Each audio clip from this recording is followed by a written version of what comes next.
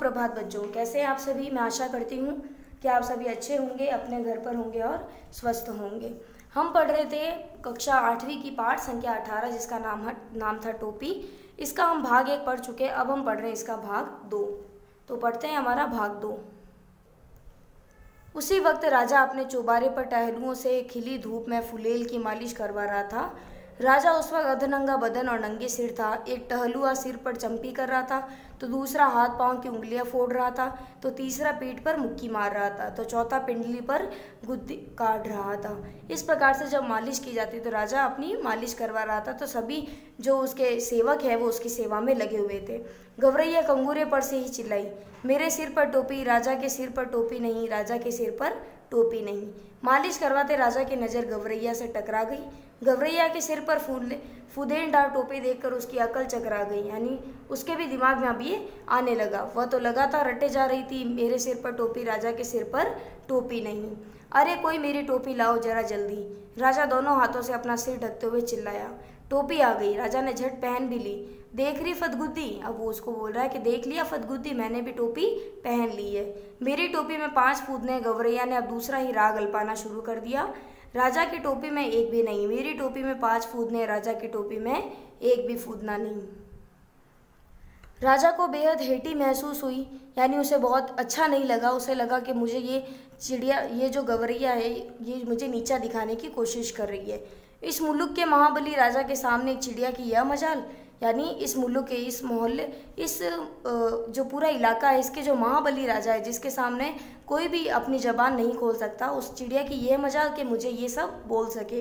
वो पूरी तरह बिगड़ गया।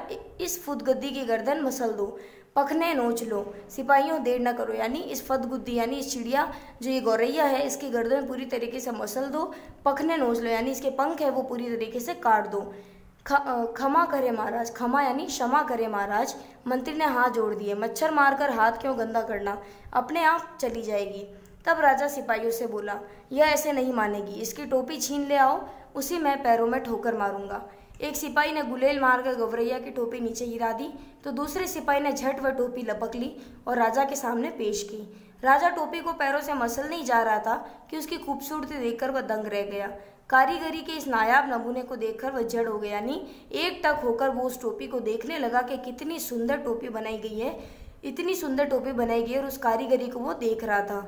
मेरे राज में मेरे सिवा इतनी खूबसूरत टोपी दूसरे के पास कैसे पहुंची, सोचते हुए राजा उसे उलट पलट कर देखने लगा। अब राजा कह रहा है कि मेरे इस पूरे इलाके में मेरा राजा होते हुए जब राजा के पास ऐसी टोपी नहीं है तो कोई और इतनी सुंदर टोपी कैसे पहन सकता है। इतनी नगीना टोपी इस मुल्क में बनाई किसने। राजा के मन में ख्याल आया, अब तो इस हुनरमंद कारीगर की खोज होने लगी। राजा चाहे और पता चले। गिरते पड़ते दर्जी हाजिर हुआ। दुहाई अंदाता, यानी क्या हुक्म है अंदाता, इतनी बढ़िया टोपी तुमने कभी हमारे लिए क्यों नहीं बनाई।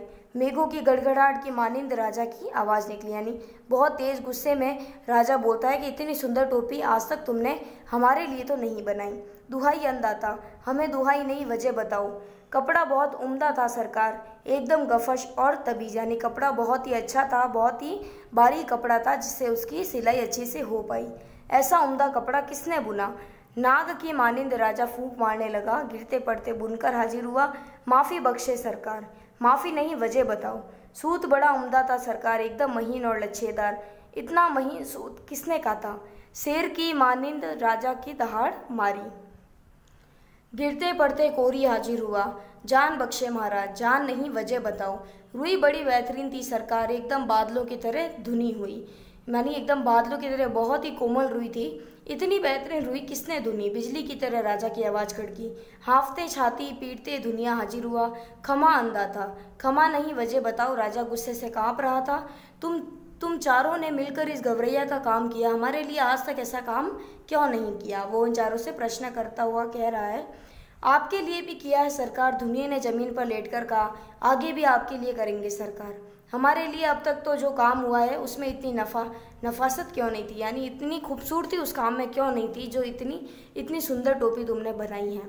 अभय दान दे तो बोलूँ सरकार। दुनिया बोला, चलो दिया। राजा बोले, अब बताओ। महाराज, इस गवरैया ने जो भी काम करवाया उसमें आधा हिस्सा दे देती थी। जिसके पास बहुत कुछ है वह कुछ भी नहीं देता। इसके पास कुछ भी नहीं था फिर भी यह आधा दे देती थी। इसके लिए इसके काम में अपने आप नफासत आती गई। सरकार दुनिया दंडवत पर दंडवत किए जा रहा था। अब क्या कह रहा है, दुनिया कह रहा है कि महाराज इस गवरैया ने कोई भी काम मुझसे मुफ्त में नहीं करवाया है, सभी इसको हमने आधा आधा हिस्सा दिया है। इस प्रकार वो व्यंग्य करते हुए कह रहा है राजा पर कि जिसके पास बहुत कुछ होते हुए भी वो कुछ नहीं देता है, और जिसके पास कुछ नहीं है वो भी हमें अपना आधा हिस्सा दे के चली गई है। देख ले राजा, आंख में अंगुली डालकर देख ले, इसके लिए पूरे मोल चुकाए हैं, बेकार की नहीं है ये, यानी मुफ्त की ये काम नहीं की हुई है। गवरैया फिर चिल्लाने लगी, यह राजा तो कंगाल है, नीरा कंगाल, यानी पूरी तरीके से ये राजा कंगाल है, इसके पास धन दौलत नहीं है, इसका धन घट गया लगता है, इसे टोपी तक नहीं जुड़ती, तभी तो इसने मेरी टोपी छीन ली कि इसका धन पूरी तरीके से ख़त्म हो गया है, इसलिए इसके पास पहनने को टोपी तक नहीं है, इसलिए इसने मेरी टोपी छीन ली है। राजा तो वाकई अकबका गया, यानी कि अजीब तरह का उसका व्यवहार होने लगा।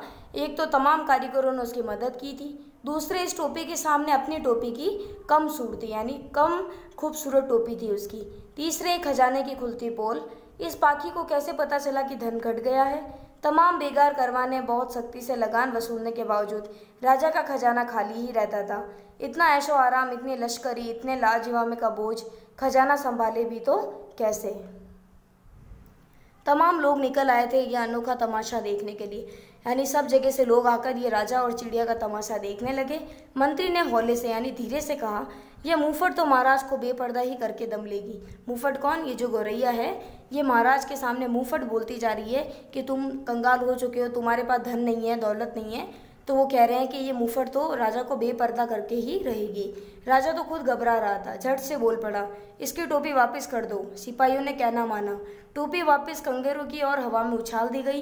गवरैया ने फिर से टोपी पहन ले, रूड रूड कर कहने लगी, यह राजा तो डरपोक है, नीरा डरपोक, मुझसे डर गया तभी तो इसने मेरी टोपी लौटा दी। कौन इस मुंहफट के मुंह लगे? क्यों मंत्री जी? कहकर राजा ने अपनी टोपी कसकर पकड़ ली।